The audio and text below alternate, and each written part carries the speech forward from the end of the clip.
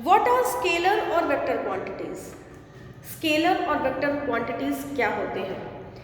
इसे समझने से पहले हमको ये समझना होगा कि फिजिकल क्वांटिटीज क्या होते हैं। What are physical quantities? Physical quantities वो होते हैं anything which have some unit of measurement. वो हर चीज़ फिजिकल क्वांटिटी कहलाएगी जिसे मेजरमेंट के लिए, जिसके मेजरमेंट के लिए कोई यूनिट हो, कोई यूनिट असाइन हो, या those things will be called as physical quantities which have some unit of comparison, जिसको कंपेयर करने की कोई यूनिट असाइंड हो, that is called as physical quantity and that should be standard as well. जैसे मैं अगर आपसे पूछूं कि बताइए बेटा क्या कपड़ा फिजिकल क्वांटिटी है, तो सबसे पहले आपको सोचना है क्या कपड़े को के मेजरमेंट के लिए कोई स्टैंडर्ड यूनिट असाइंड है?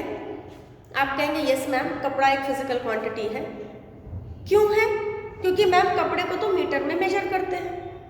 तो मैं आपसे कहूँगी कि बेटा कपड़े को मीटर में मेजर नहीं करते, कपड़े की लंबाई को मीटर में मेजर करते हैं। So length is physical quantity, not cloth. इसी कंटिन्यूटी में अगर मैं आपसे पूछूं कि आप बताइए कि क्या वाटर फिजिकल क्वांटिटी है, तो आपको सोचना है कि क्या वाटर के मेजरमेंट के लिए कोई यूनिट असाइंड है? आप कहेंगे हाँ, लीटर्स। आप हमसे कहेंगे ma'am water is a physical quantity, confirm, because water is measured in litres. Again I will interrupt you. मैं कहूँगी नहीं, पानी फिजिकल क्वांटिटी नहीं बेटा, हम पानी के वॉल्यूम को मेजर करते हैं लीटर्स में, इसलिए volume is physical quantity, not water. दीवार फिजिकल क्वांटिटी है या नहीं है? तो अब आप हमसे कहेंगे नहीं मैम, दीवार फिजिकल क्वांटिटी नहीं है, wall is not a physical quantity. Physical quantity होती है वॉल की लेंथ, वॉल की विड्थ, वॉल की हाइट, क्योंकि हम वॉल को मेजर नहीं करते, हम वॉल की लेंथ, विड्थ और हाइट को मेजर करते हैं। So wall is not a physical quantity, length, width and height is a physical quantity because उसकी होती है यूनिट, वॉल की यूनिट नहीं होती है। तो अब आपको क्लियर हो रहा होगा कि फिजिकल क्वांटिटीज होती क्या है। Physical quantities are those which are having some unit of comparison, और फिजिकल क्वांटिटी को हम डिनोट करते हैं PQ is equals to N times U। PQ means physical quantity, N का मतलब होता है नंबर ऑफ एंड U का मतलब कंपैरिजन, या किस यूनिट से आप कितने गुना कंपेयर कर रहे हैं किसी फिजिकल क्वांटिटी को। जैसे मैं अगर आपसे कहूँ कि किसी भी ऑब्जेक्ट का मास है 5 kg, तो आप देखिए यहाँ पर U की जगह किलोग्राम है, माने किलोग्राम में हम मास को मेजर करने जा रहे हैं। 5 क्या है? 5 times of kilogram is mass, माने N 5 है तो हमारा मास क्या हो गया? फिजिकल क्वांटिटी हो गया। जैसे मैं आपसे कहूँ कि length is equals to 5 metre, तो यहाँ मीटर हो गया यूनिट, N हो गया 5 और लेंथ हो गया फिजिकल क्वांटिटी। मैं आपसे कहूँ टेम्परेचर बराबर 10 डिग्री सेंटीग्रेड, तो डिग्री सेंटीग्रेड हो गई यूनिट, 10 हो गया नंबर, तो टेम्परेचर हो गया फिजिकल क्वांटिटी। मैं आपसे कहूँ कि वॉल इज इक्वल्स टू 10, तो क्या वॉल फिजिकल क्वांटिटी है? नहीं, क्योंकि यहाँ पर U हमने मेंशन नहीं किया है, तो जिसके पास कोई यूनिट ऑफ कंपैरिजन नहीं है वो फिजिकल क्वांटिटी के कैटेगरी में नहीं आएगा। वो सभी फिजिकल क्वांटिटीज कहलाएंगे जिनके पास U होगा, क्योंकि नंबर तो होना आसान है, U होना आसान नहीं है। सबके पास U नहीं होता, यूनिट नहीं होती। जिसके पास यूनिट है वो हमारा कहलाएगा फिजिकल क्वांटिटी। तो चलिए अब हम आपको बताएंगे कि स्केलर और वेक्टर फिजिकल क्वांटिटीज क्या होती है। जिस तरीके से ईश्वर ने जब सृष्टि बनाई, जब दुनिया बनाई, तो केवल 2 ही प्रकार के जेंडर्स को भगवान ने बनाया था, एक मैस्कुलिन जेंडर और एक फेमिनाइन जेंडर, है ना। इसके अलावा क्या कोई तीसरा जेंडर होता है? अब आप सोचेंगे कि तीसरा जेंडर तो होता है मैम, बट वो ईश्वर ने नहीं बनाया है। That is genetic disorder. अगर आप बायो के स्टूडेंट हैं तो आपको पता होगा कि वो जो थर्ड जेंडर की आप दिमाग में विचार कर रहे हैं, यूनिक्स, ये बेटा जेनेटिक डिसऑर्डर होता है, बाय मिस्टेक होता है, भगवान ने नहीं बनाया, ठीक है। हाँ, ये भी एक जेंडर है, but that is by mistake. अब इस जो थर्ड जेंडर की हम बात कर रहे हैं, इस जेंडर को जेन्युइनली भगवान ने नहीं बनाया था, है ना। भगवान ने फेमिनिन और मैस्कुलिन बनाया था। उसी तरीके से फिजिकल क्वांटिटीज को भी केवल दो ही कैटेगरीज में बांटा जाता है। वो दो कैटेगरीज होती हैं scalar physical quantities and vector physical quantities. लेकिन कुछ फिजिकल क्वांटिटीज आपको ऐसी भी मिलने वाली हैं जो इन दोनों कैटेगरीज में बैठेंगी, बिल्कुल वैसे ही जैसे वो थर्ड जेंडर मैस्कुलिन और फेमिनाइन दोनों जेंडर में बैठ रहा था, ठीक, लेकिन नाम बदल के बैठ रहा था। उसी तरीके से कुछ फिजिकल क्वांटिटीज ऐसी भी मैं आपको दिखाने वाली हूँ जो दोनों में बैठने की कोशिश करेंगी, और हम कितनी बुद्धिमानी से उनके नाम को बदलकर आपके सामने पेश करने वाले हैं और बताने वाले हैं कि स्केलर कौन है और वेक्टर कौन है। एक और फिजिकल क्वांटिटी होती है बेटा टेंसर। टेंसर फिजिकल क्वांटिटीज होती हैं जो ना तो स्केलर है ना तो वेक्टर है, जैसे स्ट्रेस हो गया, जैसे स्ट्रेन हो गया, ये टेंसर फिजिकल क्वांटिटीज है। इसकी चर्चा थोड़े से हायर क्लासेस में हम आपसे करेंगे। अभी मैं आपको बेसिकली स्केलर और वेक्टर के बारे में बता दूं कि what are scalar and what are vector physical quantities. ये देखिए मैंने डिवाइड कर दिया, ये स्केलर फिजिकल क्वांटिटीज है और ये वेक्टर फिजिकल क्वांटिटीज है। बेटा स्केलर फिजिकल क्वांटिटीज वो होती हैं जिनको सिर्फ कितना से मतलब है, कितना माने हाउ मच, जिनको सिर्फ हाउ मच से मतलब है। किसी भी सब्सटेंस, किसी भी ऑब्जेक्ट का कितना अगर कोई पूछे तो वो स्केलर फिजिकल क्वांटिटी है। और इसको इंग्लिश में बोलते हैं magnitude. Means those physical quantities which needs only magnitude are scalar physical quantities. अभी मैं आपको एग्जांपल के तौर पर भी समझाऊंगी, लेकिन वो फिजिकल क्वांटिटीज जिनको कितना तो चाहिए ही चाहिए, साथ में किस दिशा में, वो ये सवाल भी कर ले आपसे। मींस मैग्नीट्यूड के साथ साथ डायरेक्शन की भी चर्चा अगर कर ले कोई फिजिकल क्वांटिटी, तो that physical quantity is called as vector physical quantity. जैसे मैं आपको एक बहुत अच्छा सा एग्जांपल दूं, मैं अपने बच्चों को आमतौर पर एग्जांपल देती हूँ कि आपके पास पेरेंट्स के रूप में मम्मी और पापा होते हैं, ठीक है। आपको किसी दोस्त के यहाँ जाना है, आपको पैसे चाहिए, आप अपने पापा के पास जाते हैं और आप अपने पापा से कहते हैं पापा मुझे 100 रुपये दे दीजिए। पापा कहते हैं कितना चाहिए, आप कहते हैं 100 रुपये। पापा ने जेब से 100 रुपये निकाला और दे दिया। लेकिन बाय मिस्टेक अगर आप अपनी मम्मी के पास चले गए और आपने अपनी मम्मी से कहा कि मम्मी मुझे 100 रुपये दे दो, तो मम्मी 100 रुपये देंगी जरूर, मगर साथ में एक क्वेश्चन जरूर जोड़ देंगी, क्यों, कितना चाहिए मम्मी पूछेंगी, आप कहेंगे 100 रुपये, और कितना के साथ साथ मम्मी कहेंगी किस लिए चाहिए, कहाँ जाना है, किसके घर जाना है, क्यों जाना है। माने एक प्रश्न से कभी भी मम्मी सेटिस्फाइड नहीं होंगी, उनका दूसरा प्रश्न हमेशा तैयार रहता है। स्केलर हमारे पापा जी हैं, हमारे फादर हैं, जो सिर्फ एक प्रश्न पूछते हैं कितना चाहिए, मैग्नीट्यूड। आपने मैग्नीट्यूड बोला, आपको पैसा मिल गया। लेकिन मम्मी मैग्नीट्यूड के साथ साथ रीजन भी पूछेंगी, इज़न्ट इट। तो आप कह सकते हैं कि स्केलर आपके पापा हैं और वेक्टर आपकी मम्मी है।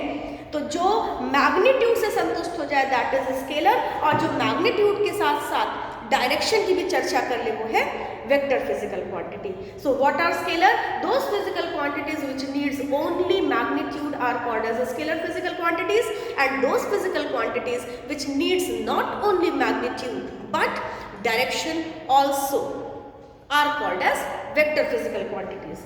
चलिए अब हम देखते हैं, ये तो पहला डिफरेंस हो गया। अब हम देखेंगे स्केलर और वेक्टर में हम कैसे डिवाइड करें फिजिकल क्वांटिटीज को, कैसे बैठाएं, कैसे पता करें कि इनको सिर्फ मैग्नीट्यूड चाहिए, इनको मैग्नीट्यूड और डायरेक्शन भी चाहिए। तो चलिए पहली चर्चा हम करते हैं, हम टाइम के बारे में सोचते हैं। टाइम, इसको हम किसके कैटेगरी में बैठाएं? हम आपसे पूछे बेटा what is the time by your watch, कितना बज रहा है? आप कहेंगे कि मैम अभी तो 2:30 बज रहा है। आपने मुझे कितना का जवाब दिया, you gave me an answer of how much. आपने मुझे मैग्नीट्यूड बताया कि ma'am it's 2.5 in my clock, 2:30 in my clock, right. क्या मैं आपसे दूसरा सवाल करूं कि बेटा 2:30 बज रहा है, किस दिशा में 2:30 बज रहा है? तो तो आप मुझ पर हंसेंगे, कहेंगे अरे कैसी बेवकूफ़ी भरे सवाल कर रही हैं मैम, टाइम का कोई डायरेक्शन होता है क्या? मैम मैं ईस्ट चला जाऊँ, वेस्ट चला जाऊँ, नॉर्थ चला जाऊँ, साउथ चला जाऊँ, कहीं भी चला जाऊँ, टाइम तो मैम 2:30 ही बजेगा ना मेरी घड़ी में। इट मीन्स टाइम एक ऐसी फिजिकल क्वांटिटी है जो डायरेक्शन से फ्री होती है, उसे डायरेक्शन से कोई मतलब नहीं होता। सो हमने टाइम को कहाँ बैठा देना है? स्केलर फिजिकल क्वांटिटीज में बैठा देना है। ठीक, अब चलिए हम दूसरे फिजिकल क्वांटिटी की चर्चा करते हैं, टेम्परेचर। हम आपसे पूछें कि आज बहुत ठंड है, what is the temperature outside, बाहर का क्या तापमान है?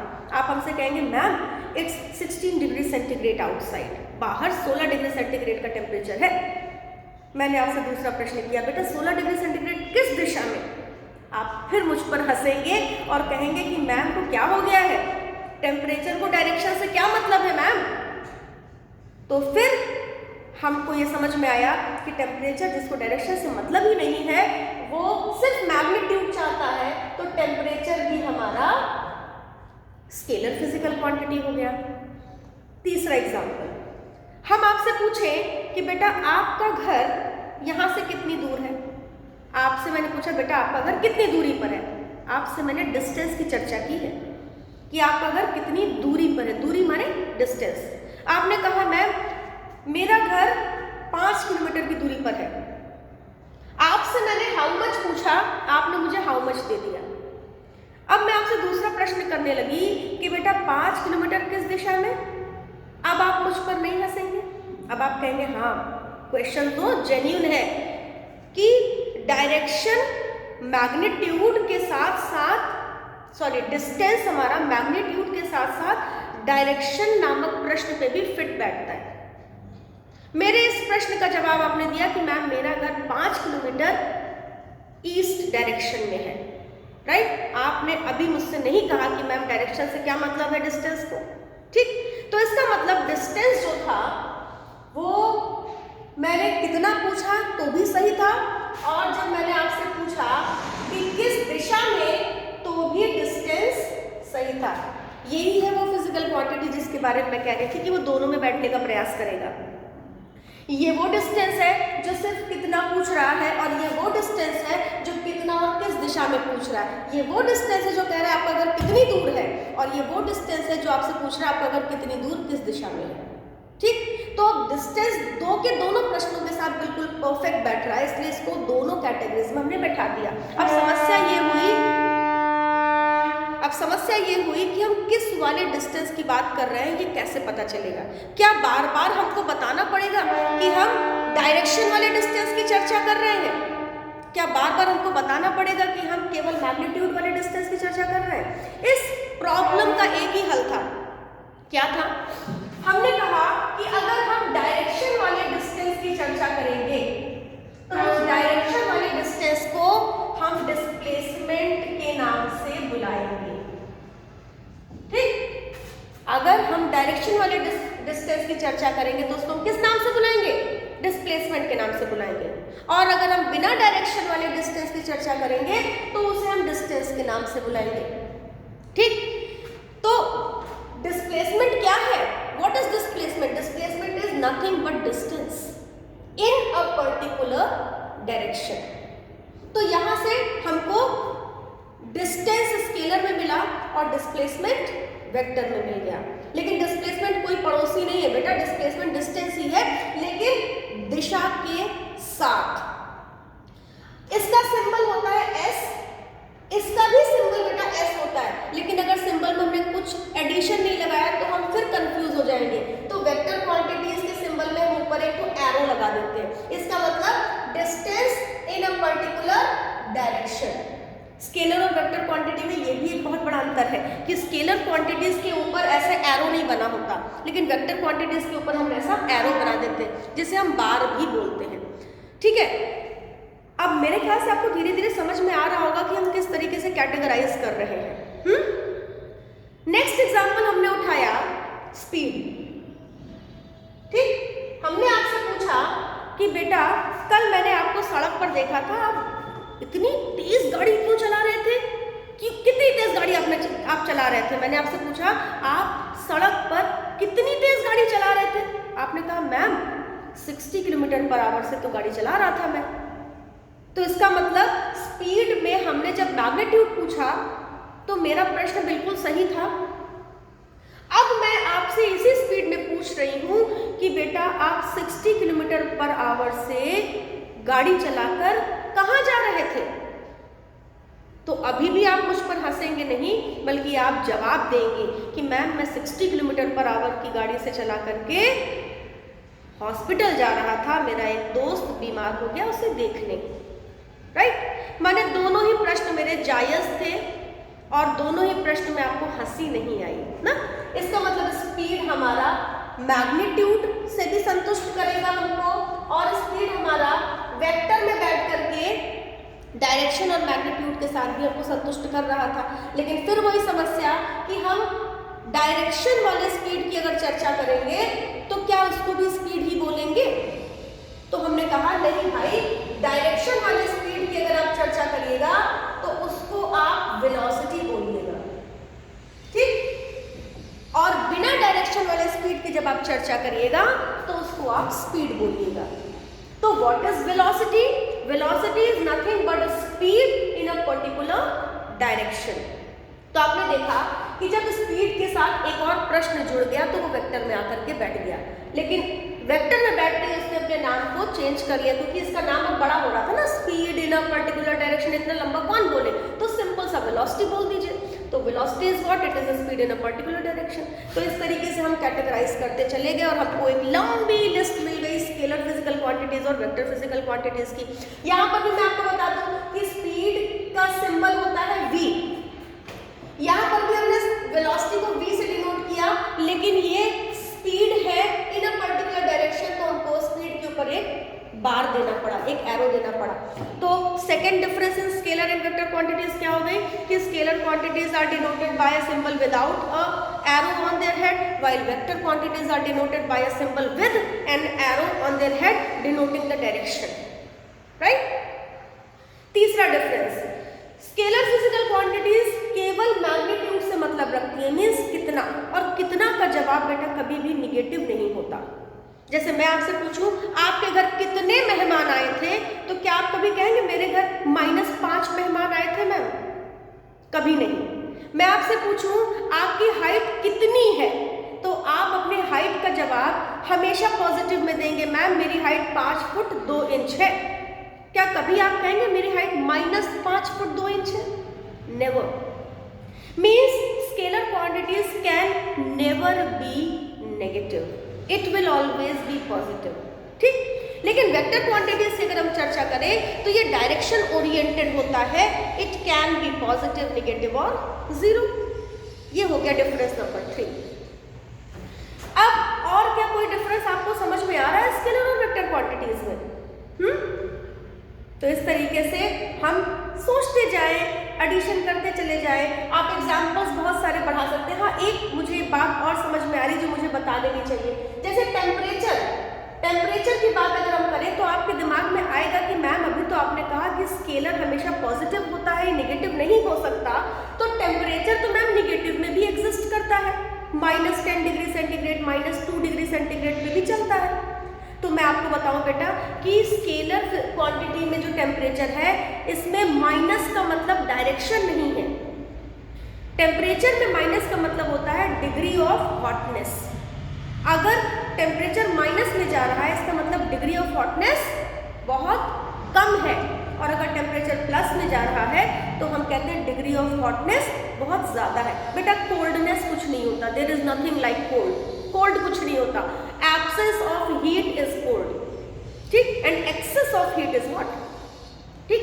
तो negative temperature is denoting absence of heat, means temperature कम है तो नेगेटिव साइन डायरेक्शन नहीं बल्कि डिग्री ऑफ हॉटनेस को रिप्रेजेंट कर रहा है।